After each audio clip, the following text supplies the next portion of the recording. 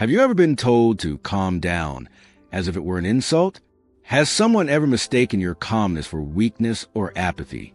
In today's hyperreactive world, where emotional outbursts often dominate the conversation, calmness is frequently misunderstood.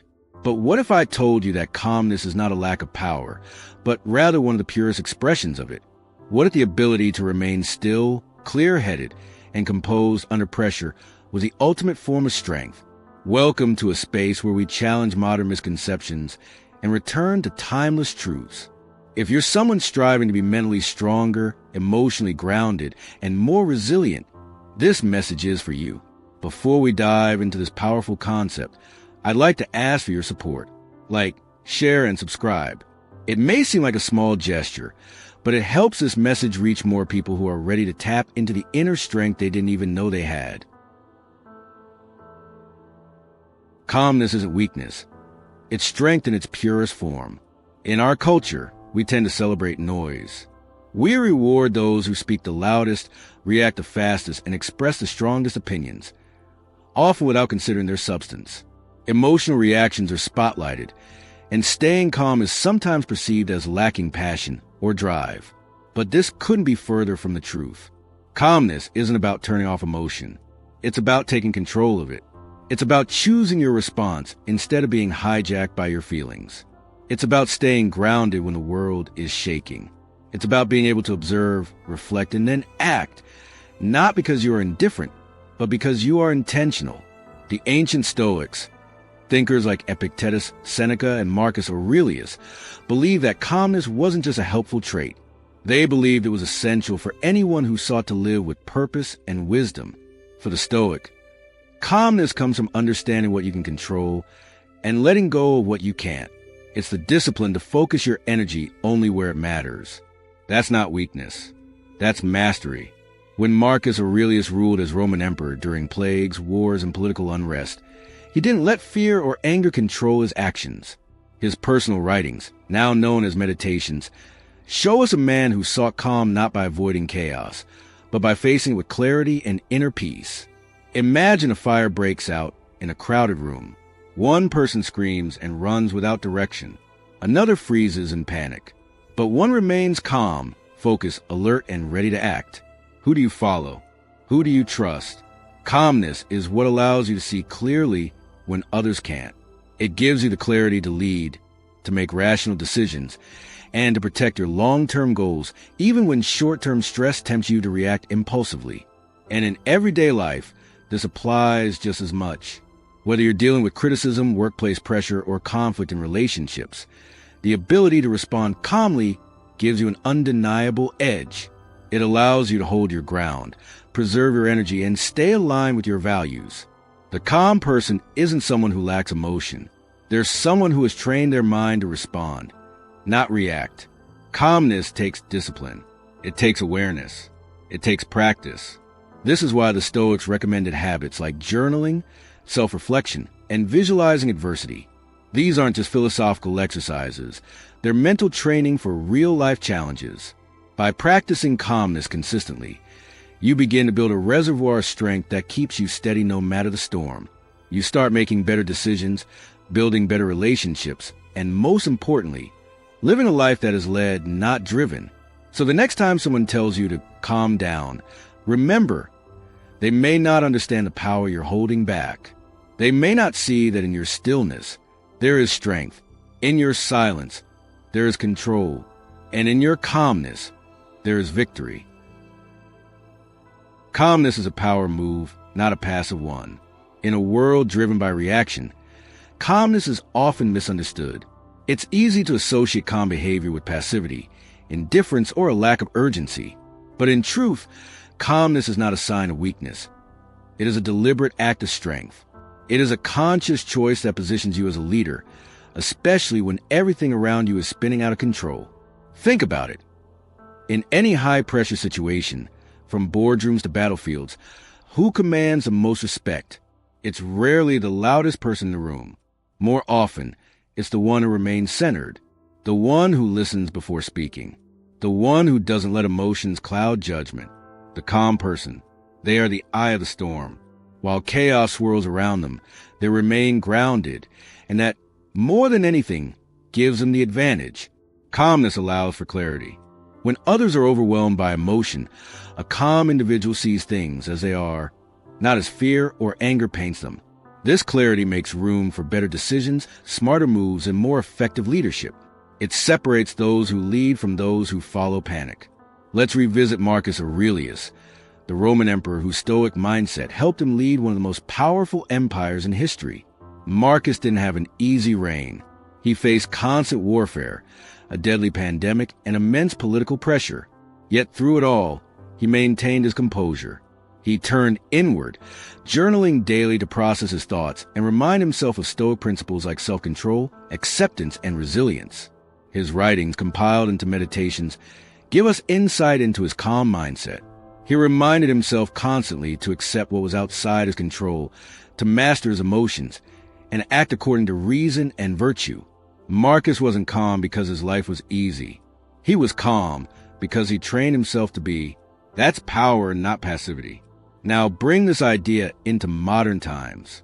During the 2008 global financial crisis, when markets crashed and panic spread across industries, most investors reacted emotionally.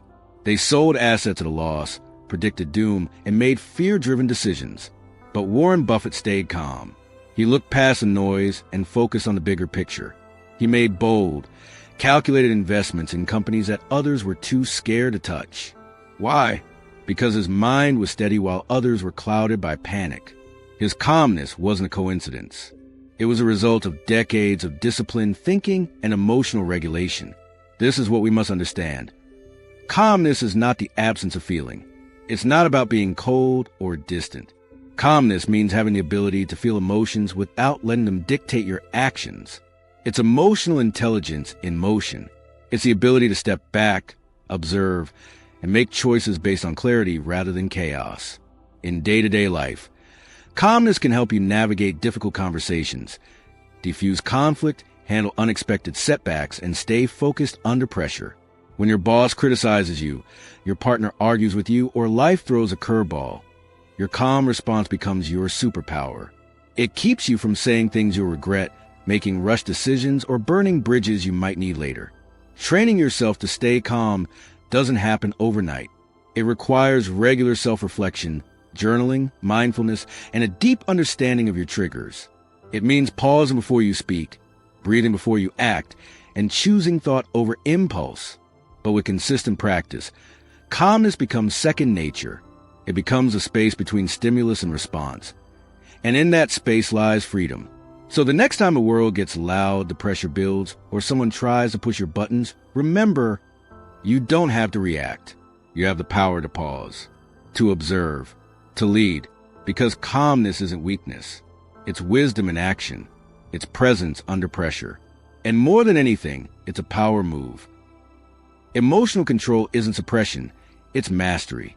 When most people hear the phrase emotional control, they immediately think of suppression. They assume it means pushing emotions down, pretending they don't exist, or putting on a fake, emotionless front. But that's not what Stoicism teaches. Stoicism doesn't ask you to become a robot. It asks you to become a master of yourself. To master your emotions is not to ignore them. It's to understand them, to feel deeply, but not be ruled by those feelings. True emotional control is about acknowledging what you feel without surrendering to it. It's the space between stimulus and response, where choice lives. And that space is where strength is built. Let's break this down. Anger, fear, frustration, disappointment. These emotions are not inherently bad. They're part of being human. In fact, they often carry valuable information. Anger might be a signal that your boundaries were crossed. Fear might be a warning to proceed carefully. Frustration might point to a gap between expectation and reality. The Stoic approach isn't to deny these feelings. It's to slow down long enough to interpret them correctly. Then, instead of reacting impulsively, you choose a response that aligns with your values and long-term goals. Think of emotional control like a skilled rider on a wild horse. The horse, the emotion, is powerful, but without a trained rider, it can run off in any direction, crashing into everything in its path. The rider doesn't kill the horse or try to become the horse. They guide it. They harness that energy and channel it towards something useful. The same applies to life. If you're controlled by your emotions, you're at the mercy of every circumstance, every opinion, every moment of discomfort. You become reactive, unpredictable, and often regretful. But if you control your emotions, if you guide them, you become unshakable. You make clear decisions, you speak with purpose, and you maintain composure even when life tests you.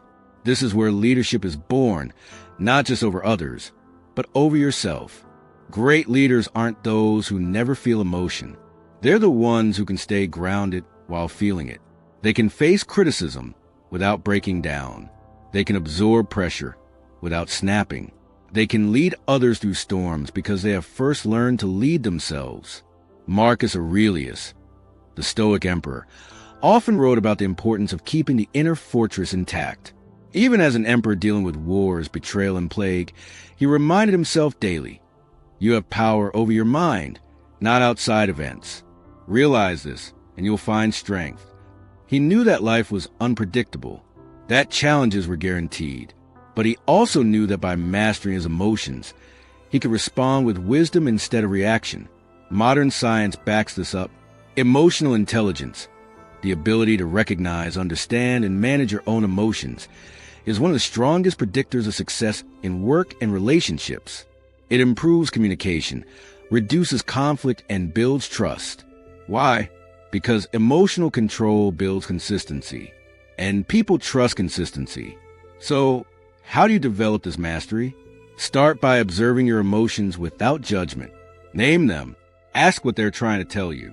Write them down in a journal. Practice pausing before you react, especially when triggered. Reflect after emotional moments. What did you feel? Why? And what would you do differently next time? These small practices build inner strength.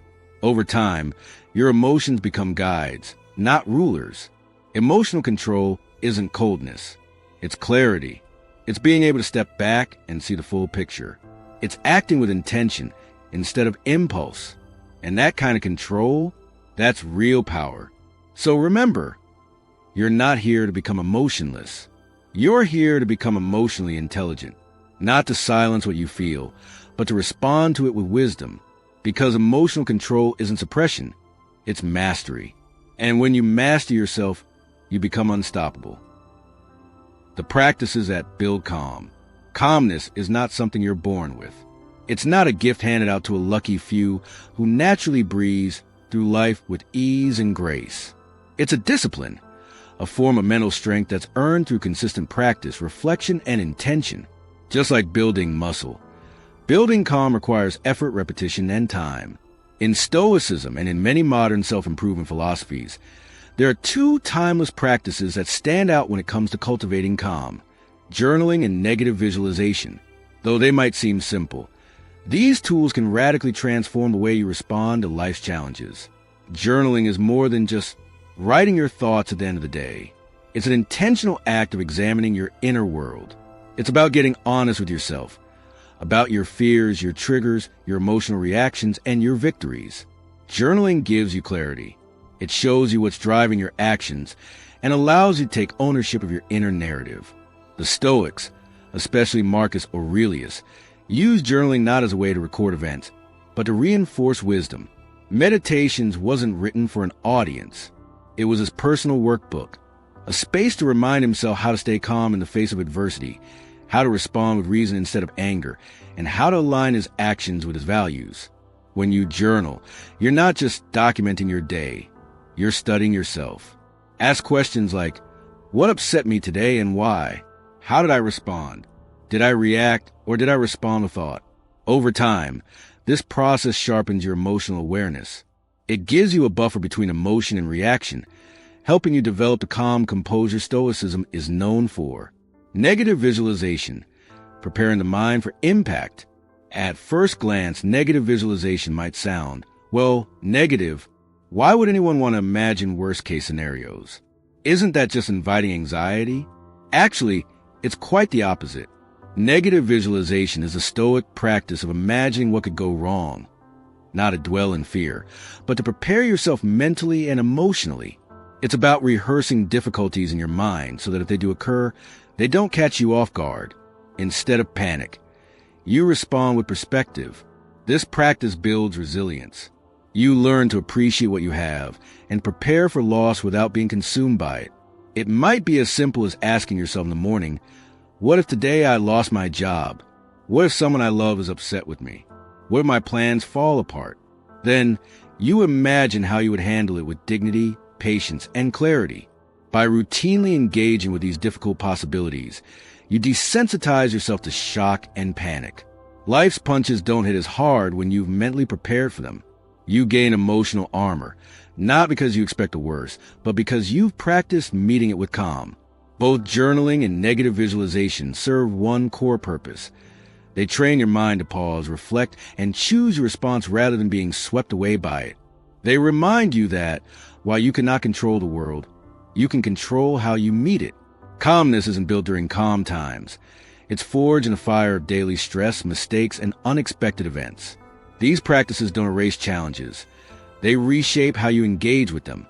Slowly, you begin to notice the space between impulse and reaction. You become less rattled by setbacks, more graceful under pressure, and more grounded in yourself. Over time, journaling clears the mental fog, and negative visualization strengthens your emotional core. Together, they build the foundation for true calmness, not as a fleeting mood, but as a way of life. Because calmness, like any strength, must be trained. And once it is, it becomes one of the most powerful tools you will ever carry. Calmness is the foundation of real success. In today's hyperconnected, fast-paced world, success is often equated with urgency. We see people constantly hustling, multitasking, and racing to stay ahead. We're told that to win in life, we have to move faster, talk louder, and act immediately. But here's a powerful truth that flips that narrative on its head. Success doesn't come from rushing. It comes from remaining calm. It comes from choosing a wise response over a wild reaction.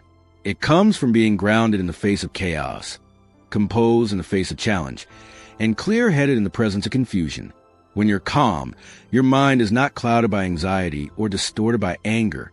You're not driven by the emotions of the moment. Instead, you're able to see things as they are, and from that clarity, you can act with precision. That's what real success demands. Disciplined thinking and thoughtful action. Let's look at it this way. Imagine a stormy sea. Most people are like small boats tossing the waves, up one moment, down the next, going wherever the storm takes them. But those who train themselves to remain calm, they're like anchored ships. The winds still blow, the waves still rise, but they hold steady. This kind of stability doesn't make you boring. It makes you powerful. People naturally trust those who remain calm under pressure. Why? Because calmness signals control. It shows that you are not ruled by fear or panic, that you can stay focused when it matters most. That's the kind of person others follow. That's the kind of person who earns long-term respect. And here's the kicker. Calmness is not passive. It's active. It's a conscious choice. To stay calm when everything around you is screaming for a reaction takes strength. It takes training. It takes self-awareness. But the reward is enormous. You become the kind of person who doesn't just survive pressure, you thrive in it. Success, true, lasting success, isn't just about achieving a goal. It's about how you achieve it. It's about the kind of person you become in the process. A person who can keep their cool in the heat of adversity is far more valuable than someone who wins today but burns out tomorrow. When you're calm, you communicate better. You listen more than you speak. You speak with purpose, not noise. You make smarter decisions. You pause long enough to consider the consequences of your choices. You earn trust. People around you feel safe and supported, not judged or pushed. You navigate setbacks with grace. You learn instead of lash out. You adjust instead of collapse. This kind of presence is magnetic. It creates momentum that lasts, not just in careers, but in relationships, leadership, and personal growth. Let's be honest. It's easier to be reactive. It's easier to raise your voice, slam the door, send the angry email, or quit when things get hard. What's harder, and infinitely more powerful, is choosing stillness, choosing to breathe, to reflect, to act intentionally. That's the real challenge. And it's a quiet one. It doesn't come with applause. No one may notice at first when you start choosing calm. But over time, your steady presence becomes unmistakable. Your energy shifts. You stop wasting time on things that don't matter. You stop getting pulled into every argument. You start attracting better outcomes because you respond better. So here's your challenge. Practice the pause. In moment of tension, pause before you act. Let your emotions rise and fall without acting on them. Reflect before reacting. Ask yourself, what outcome do I want from this situation? Does my reaction serve that outcome? Train your calm. Use daily practices like journaling, breath work, solitude, and gratitude. These are not weak habits. They're power habits. Calmness is your edge in a noisy world. It separates the overwhelmed from the overcomers. It turns leaders into legends. It turns chaos into clarity. And the best part? It's something you can build. You don't need permission. You don't need special tools. You just need intention. You just need to commit to becoming the person who stays centered, especially when others don't. If this message resonated with you, if you're tired of being swept up in emotional storms and are ready to build a calm foundation for real success, you're not alone. There's a growing community of people choosing strength through stillness. People who are learning that success isn't found in shouting, but in listening. That leadership isn't about control, it's about composure. So don't keep this to yourself. Like, share and subscribe. Spread this message. Help someone else discover that calmness isn't a weakness. It's a winning strategy. Because the most powerful people aren't always the loudest. Sometimes, power shows up in silence, in patience, in grace. Stay grounded. Stay calm. And remember, power doesn't always roar. Sometimes it whispers.